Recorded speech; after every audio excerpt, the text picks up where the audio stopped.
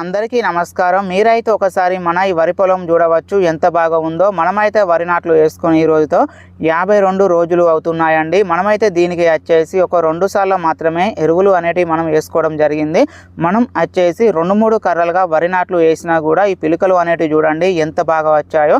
ఒక్కొక్క గంటకు వచ్చేసి దాదాపుగా 20 నుండి 40 వరకు ఈ పిలుకలు అనేటివి ఉన్నాయండి. మనమైతే అధిక పిలుకలు రావడానికి సీవిడ్ మరియు అలాగే యూమిక్ యాసిడ్ అనేటివి మనమైతే వేసుకోవడం జరిగిందండి. మనమైతే ఈ రోజు వచ్చేసి లాస్ట్ దఫా ఎరువులు అనేటివి మనమైతే వేస్తున్నామండి. అంటే గింజ అనేది మంచిగా పాలు పోసుకోవడానికి, వెన్ను అనేది మంచి బలంగా రావడానికి మనమైతే లాస్ట్ దఫా ఎరువులు అనేటివి మనమైతే వేస్తున్నామండి. మనం వచ్చేసి ఒక ఎకరానికి 50 కేజీల యూరియా, దీంతో పాటే వచ్చేసి ఒక 25 కేజీల ఆర్గానిక్ పొటాసు, ఈ రెండింటితో పాటే వచ్చేసి ప్యాడికింగ్ అండి. ఈ ప్యాడికింగ్ వచ్చేసి మనం ఒక ఎకరానికి 1 కేజీ చొప్పున మనం వేస్తున్నటువంటి ఎరువులలో కలిపి వేసుకోవాల్సి ఉంటుంది. ఈ ప్యాడికింగ్ అనేది వెన్ను మంచి బలంగా రావటానికి, స్టెమ్ మంచి బలంగా రావటానికి, అలాగే గింజ మంచిగా పాలు పోసుకోవటానికి, అలాగే మనం వేసినటువంటి ఆ ఎరువులను వెంటనే కరగదీసి మొక్కలకు అందించడానికి ఈ ప్యాడికింగ్ అనేది ఎక్కువగా ఉపయోగపడుతుందండి.